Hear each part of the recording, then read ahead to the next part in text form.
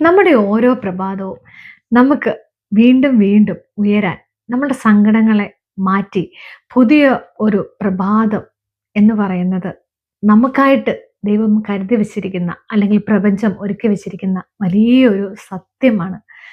അതായത് നമ്മള് രാവിലെ എണീറ്റിട്ട് മൊബൈൽ ഫോൺ എടുത്തിട്ട് അത് സ്ക്രോൾ ചെയ്ത് നമുക്കുള്ള നെഗറ്റീവ് മെസ്സേജ് ആയിരിക്കാം, പോസിറ്റീവ് മെസ്സേജ് ആയിരിക്കാം. നമുക്കറിയത്തില്ലല്ലോ എന്നതാണ് എന്നുള്ള കാര്യം.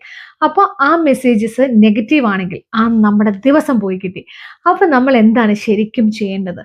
നമ്മൾ രാവിലെ എണീറ്റിട്ട് ടേക്ക് എ ഡീപ് ബ്രീത്ത്. അതായത് 3 പ്രാവശ്യം നമ്മൾ ഡീപ് ബ്രീത്ത് എടുക്കുക. അതിനുശേഷം നമുക്ക് ദൈവം തന്ന എത്ര എത്ര നന്മകളുണ്ട്. എത്ര കാര്യങ്ങൾക്ക് നമ്മൾ നന്ദി പറയണം.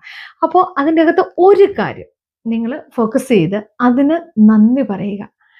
അതിനുശേഷം നിങ്ങൾ എടുക്കേണ്ട ഒരു തീരുമാനമുണ്ട്. ഇന്നത്തെ ദിവസം അതായത് ജോലിയിലായിരിക്കാം, അല്ലെങ്കിൽ നമുക്കൊരു മനസ്സമാധാനം പീസ്ഫുൾ ആയിട്ടുള്ള ഒരു അന്തരീക്ഷമായിരിക്കാം.